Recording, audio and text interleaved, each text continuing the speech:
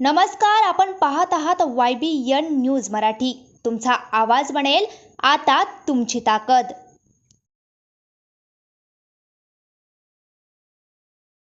काय तर आज तुमच्या मुलीने एक फिनेल वगैरे काही सुसाईड करण्याचा प्रयत्न केला, नेमकं कारण काय आणि कशासाठी ते सुसाईड करत होते? सर, कारण असं आहे का माझी मुलगी आणि मी चांदमारी एरियामध्ये राहते आणि मुलीचं 10वीचं एक्झाम होतं. तर मी 10,000 रुपये शेजारच्या ताईकडनं नीतू सुनील मेश्राम तिचं नाव आहे, तिच्याकडनं मी 10,000 रुपये घेतले होते आणि एका महिन्यामध्ये तिला रिटर्न द्यायचे होते.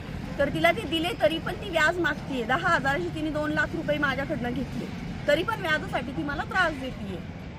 नेमकं हे पैसे कशासाठी घेतले होते तुम्ही? सर, मुलगी 10वीला होती तर ट्युशनची फीस भरायची, त्याच्यासाठी. आणि तुम्ही ते किती दिवसानंतर परत करणार? तुमचा कसा व्यवहार झाला होता? व्यवहार असं झाला होता का ती मला म्हटली की 1 महिन्यानंतर तू मला रिटर्न पेमेंट देणार.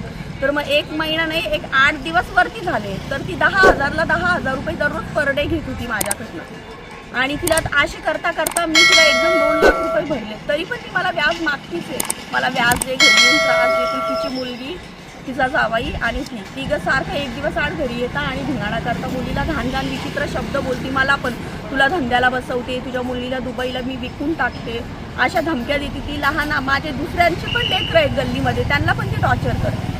नाही, इतका सर्व प्रकार झाला, तुम्ही याची पोलिसात तक्रार वगैरे केली का? सर, आम्ही दिली तिची तक्रार वगैरे, पण काहीच कारवाई होत नाही आहे तिची. आम्ही CP ऑफिसला पण तिची दिलेत अर्ज वगैरे, सावकारकीमध्ये तिची कंप्लेंट सुरू आहे, तरी पण ते ऑब्जेक्शन घेत नाही.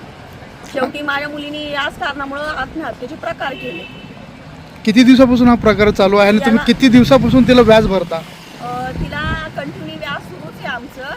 आता पण ती व्याजासाठी आम्हाला त्रास देते. 8 महिन्यापासून हा प्रकार सुरू आहे. आपलं नाव? रचना राहुल वाघ. काय नेमकं किती टक्क्यांनी ते पैशाचा व्यवहार झाला तुमचा आणि तुम्ही किती पैसे घेतले होते आणि किती दिवसासाठी घेतले होते? देताना त्यांनी 20 रुपये टक्का बोली केली होती, पण वसूल करताना ती 50 रुपये टक्क्यांनी मागायली. त्याच्यावरतून मग थोडंसं हे झालं तू मैमे. मग त्या आम्हाला शिव्या देऊ लागल्या, घरी येऊन मारहाणीचे धमक्या देऊ लागल्या. मला पण म्हणे तुझं राहणं गल्लीत मुश्किल करत, अशा धमक्या आम्हाला देता येईल. तुम्ही किती पैसे घेतले होते? मी 10,000 रुपये घेतले होते. 10,000 रुपये घेतले होते. आणि किती दिवस झाले तुम्ही ते पैसे घेतले होते? मी आता हे वर्ष होत आलं पैसे घेऊन. व्याज दिलं त्यांना भरपूर, पण त्या तरी पण पर डे व्याज लावू लागल्या मला. पण पर डे किती व्याज लावता का, हे त्याचा एक आयडिया? 5,000 रुपये व्याज असलं तर 5ला 5,000 रुपये रोज. आणि पोलीस स्टेशनला तुमची वैयक्तिक तक्रार वगैरे काही? काही नाही, सावकारीकीला मी अर्ज दिलेला आहे आणि पोलीस स्टेशनला पण जमा करायला गेले होते, पण तिथं घेतला नाही. पण हे पोलीस हेडक्वार्टरला तिकडे मी दिलेला आहे अर्ज अगोदरच. काय जसं सावकाराच्या बळी पडून आज एका मुलीला जीव देण्याची वेळ आलेली आहे, याच्याकडे कसं बघता तुम्ही? कसं बघता आता काय करावं सर, गोरगरिबाला नेहमी दाबल्या जातं, त्यांच्या साईड घेणारं कुणी नसतं. मला जर न्याय मिळाला नाही तर तुमची पुढची भूमिका काय असणार आहे? आमची हीच अपेक्षा आहे की आमच्याकडे कुणीतरी लक्ष द्यायला पाहिजे आणि कारवाई सुरू करायला पाहिजे पुढे. आमच्यासारखे बऱ्याच लोकांना असा त्रास देते ती बाई आणि लोक तिला घाबरतात. बऱ्याच लोकांना तिने मारहाण ते करून असंच केलेलं आहे. कुणाला ब्लॅकमेल करती, लोकांची घरं पण कुणाला ब्लॅकमेल करती, तरी पण का छावणी पोलीस स्टेशनवाले का ऑब्जेक्शन उचलत नाही हे आम्हाला कळत नाही सर.